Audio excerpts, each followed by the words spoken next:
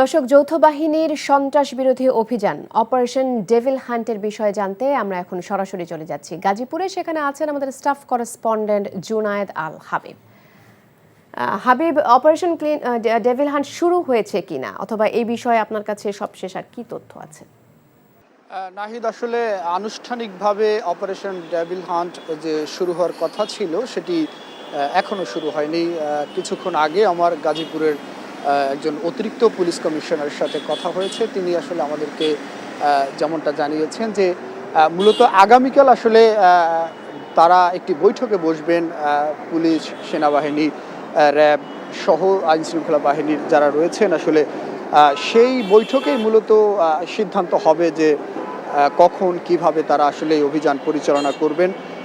তবে আজকে গাজীপুরের পরিস্থিতি যদি আসলে আপনাকে বলি, পুলিশ কমিশনার যেমনটা আমাদেরকে জানিয়েছেন যে তারা মূলত পুলিশের পক্ষ থেকে তাদের অভিযান অব্যাহত রয়েছে। আপনি জানেন যে গতকাল রাতে ছাত্র জনতার উপর গাজীপুরে আক্রমণের ঘটনা ঘটেছে এবং বেশ কয়েকজন শিক্ষার্থী আহত হয়েছে, এবং আজকে সন্ধ্যার পর গাজীপুরে আরেকটি হামলার ঘটনা ঘটেছে। একজন শিক্ষার্থীকে আসলে গুলি বর্ষণের ঘটনাও কিন্তু আমরা শুনতে পেরেছি, যার কারণে আসলে গাজীপুরের পরিস্থিতি কিছুটা থমথমে বলা যায়, এবং মানুষের মধ্যে এক ধরনের আতঙ্ক বিরাজ করছে। এবং সে কারণে পুলিশের পক্ষ থেকে অভিযান কিন্তু আজ সকাল থেকে মূলত তারা অভিযান পরিচালনা করছেন, এবং এখন পর্যন্ত আমাদেরকে যতটুকু জানানো হয়েছে যে 20 জনের মতো সন্ত্রাসীকে তারা আসলে গ্রেপ্তার করতে পেরেছেন, এবং রাতভর তাদের অভিযান চলবে। তবে এই মুহূর্তে আসলে পুলিশ গাজীপুরের যে পুলিশ সদর দপ্তর রয়েছে সেখানে একটি বৈঠক চলছে পুলিশের, এবং তারা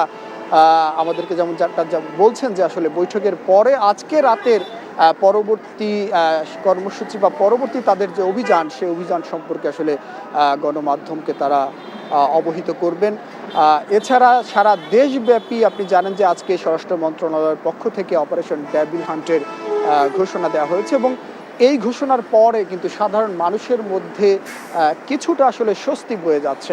আমার সাধারণ মানুষের সাথেও কথা হয়েছে, তারা বলছেন যে আসলে এই অভিযানটি এই সরকার আসার পরপরই আসলে চালানো উচিত ছিল বা প্রয়োজন ছিল বলে আসলে সাধারণ মানুষ মনে করছেন। তবে দেরিতে হলেও যেহেতু সরকার এমন একটি উদ্যোগ গ্রহণ করেছেন, সাধারণ মানুষ কিন্তু এই অভিযানকে এখন পর্যন্ত সাধুবাদ জানাচ্ছে। তো নাহিদ, এই ছিল আমার কাছে।